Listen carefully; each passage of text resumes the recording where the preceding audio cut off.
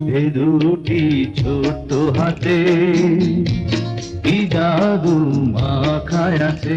ক্ষতিপূরণ সিনেমার এই হৃদয় ছোঁয়া গানটি শুনলে আজও মন এক অন্যরকম আবেগে ভাসে। এন্ড্রু কিশোরের কণ্ঠে নায়ক আলমগীর ও শিশুশিল্পী বিন্তুর প্রাণবন্ত অভিনয় পর্দায় গানটিকে করে তুলেছিল আরো জীবন্ত। হৃদয় সাজে ছোট হাতে। সময় বদলেছে, কিন্তু এই গান আর গল্পের অনুভূতি একদমই পুরনো হয়নি।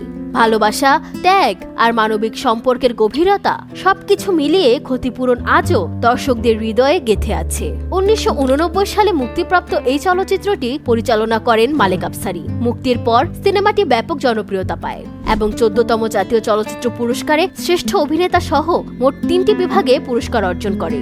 তবে মজার বিষয় হলো, এই গল্পের শুরু কিন্তু বাংলাদেশে নয়। ক্ষতিপূরণ আসলে একটি রিমেক সিনেমা।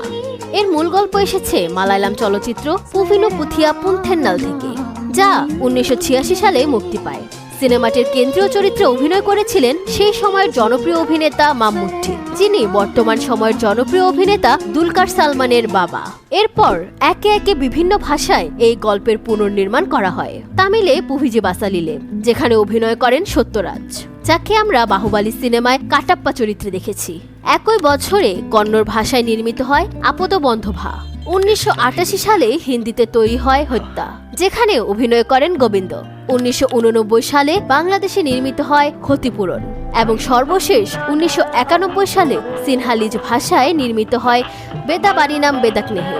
একই গল্প, কিন্তু ভিন্ন ভাষা ও সংস্কৃতিতে বারবার সফলতা, যা প্রমাণ করে সত্যিকারের আবেগের কোনো ভাষা নেই।